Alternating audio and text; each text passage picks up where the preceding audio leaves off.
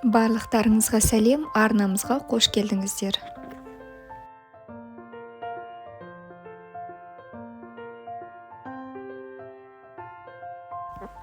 Жас ана өз өмірін жеңілдету үшін мына дүниелерді жасауы керек. Басты істерді анықтаңыз. Оны қолыңыз босай салысымен орындап тастаңыз. Бастапқыда үйреншікті уақытты өткізуден, мысалы достарыңызбен сөйлесу, бас тарту қиынға соғуы мүмкін. Одан толықтай бас тартпай, тек уақытты шектеңіз. Күндіз барлық аса қажетті істерді бітіріп қойсаңыз, кешкілік өзіңізге уақыт артылады.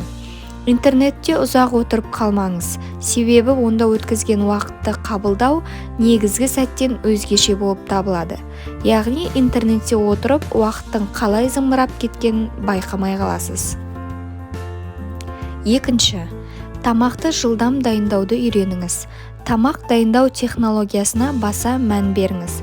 Мысалы, сорпа дайындауда көкөністер мен етті бөлек пісіріңіз.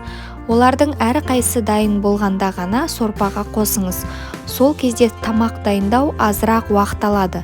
Сонымен қатар, ісіңізді жеңілдететін ет тартқыш, миксер секілді тұрмыстық техникаларды қолданыңыз. Баладан бұрын ояныңыз. Сол кезде таңертеңгі процедураларға уақытыңыз көбірек болады. Мысалы, дұрыс таңғы ас ішуге, физикалық жаттығуларға және күні бойы үлгермейтін басқа да процедуралардың біразын істеп үлгеруге болады. Режим сақтаңыз. Егер бала күнде бір уақытты тамақ ішіп және ұйықтаса, күнде жоспарлау жеңілге түседі. Өзіңізді демалуға шектемеңіз.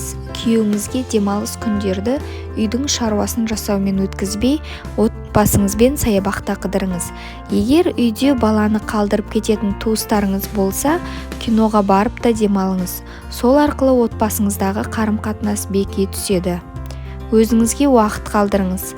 Мысалы, баланы ұйықтатып тастаған соң бетіңізге маска жасаңыз. Бізбен болғандарыңызға рахмет, арнамызға жазылуды ұмытпаңыздар.